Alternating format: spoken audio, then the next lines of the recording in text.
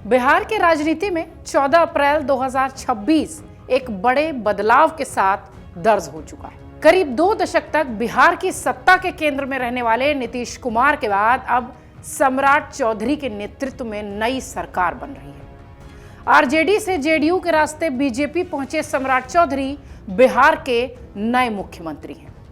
राजनीति के जानकारों का कहना है कि बीजेपी के लिए ये एक बड़ी उपलब्धि है, क्योंकि बिहार में पहली बार वो मुख्यमंत्री की कुर्सी पर काबिज होंगे, यानी बीजेपी अपना मुख्यमंत्री बनाएगी। सम्राट जन्म से भाजपाई नहीं है, संघी तो दूर दूर तक नहीं है। इसलिए और चौंकाने वाला ये नाम है जिसका संघ से नाता नहीं और जो शुरू से भाजपाई नहीं, भला वो इतना बड़ा राज्य कैसे संभाल रहा है। 7 साल से कुछ ज्यादा का वक्त हुआ होगा उन्हें बीजेपी में आए, लेकिन खास बात यह है कि जब से वो बीजेपी में आए उनका ग्राफ बढ़ता गया, उत्तरोत्तर वो बढ़ते जा रहे हैं और अब सीएम बन चुके हैं। सवाल उठता है कि बिहार में बीजेपी के पास और भी कई बड़े नेता हैं जो सेंट्रल की राजनीति का भी अनुभव रखते हैं। ऐसे में प्रधानमंत्री मोदी, अमित शाह ने भला सम्राट चौधरी पर दांव क्यों लगाया, भरोसा क्यों दिखाया। इसके साथ ही यह भी समझने वाला सवाल है कि बीजेपी में वो कब आए और सीएम की रेस में कैसे वो सबसे आगे आ गए। सम्राट चौधरी बिहार के सीएम आखिर क्यों बने। 16 नवंबर 1968 को जन्म लेने वाले सम्राट चौधरी ने बहुत कम उम्र में राजनीति की शुरुआत कर दी। वैसे भी वो बचपन से राजनीति को देखते समझते रहे हैं, क्योंकि उनके पिता शकुनी चौधरी बिहार की एक बड़ी राजनीतिक पहचान वाले व्यक्ति रहे हैं। नीतीश कुमार ने लवकुश समीकरण के साथ जनता दल से अलग होकर समता पार्टी की स्थापना की, तो कुश चेहरे के रूप में शकुनी चौधरी सबसे बड़ा नाम रहे। शकुनी चौधरी बिहार में बहुत लंबे समय तक रहे हैं और अब तो सम्राट चौधरी को भी पॉलिटिक्स में आए लगभग 35 साल हो चुके हैं। सम्राट चौधरी ने राजनीति में बड़ा वक्त आरजेडी यानी राष्ट्रीय जनता दल लालू प्रसाद यादव की पार्टी के साथ गुजारा है।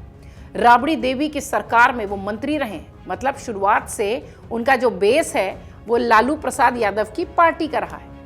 आरजेडी और जेडीयू में रहने के बाद सम्राट चौधरी का भाजपा में शामिल होना उनके करियर का सबसे बड़ा टर्निंग पॉइंट रहा।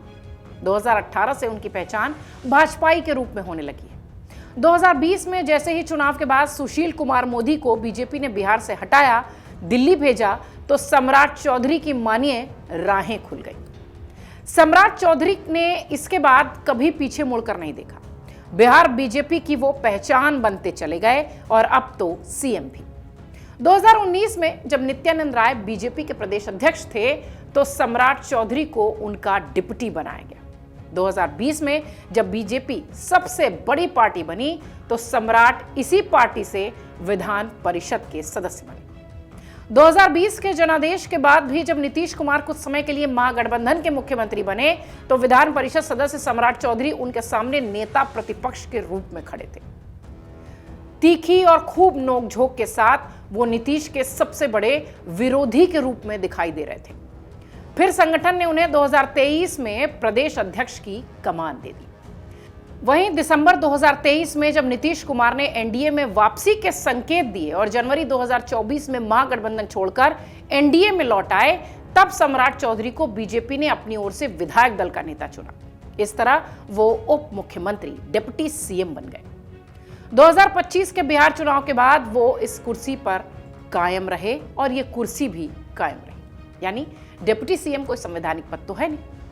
आपको यह भी बता दें कि बीजेपी में आने के बाद शुरुआती दौर में वो नीतीश के विरोधी नेता के तौर पर उभरे और उन्होंने संकल्प लिया था कि जब तक नीतीश को सत्ता से बाहर नहीं करेंगे, अपनी पगड़ी नहीं खोलेंगे।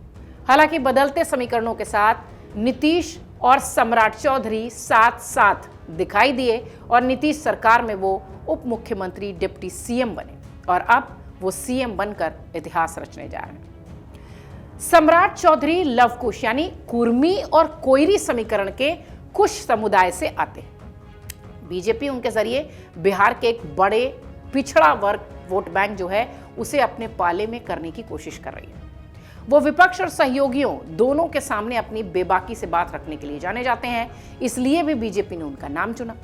बीजेपी के लिए उनकी जाति मजबूत वोट बैंक की है। इसके अलावा वो पिछड़ा वर्ग के बड़े चेहरे हैं। माना यह भी गया कि बीजेपी सम्राट चौधरी को आगे लाकर यादवों के मुकाबले कोयरी समाज को साधना चाहती है। साथ ही बिहार के साथ साथ यूपी में भी कुशवाहा जाति की ज्यादा तादाद है, तो बिहार के जरिए 1 साल बाद यूपी में होने वाला इलेक्शन भी इससे सध गया।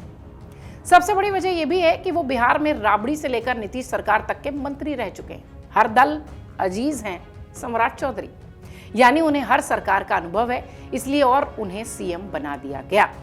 फिलहाल बीजेपी ने एक अलग तरीके से बिहार में नए अध्याय की शुरुआत की। शून्य से इसे शुरुआत कहेंगे, क्योंकि अब तक छाते के नीचे रहने वाली बीजेपी अब खुद बिहार में अपना सीएम बना रही है।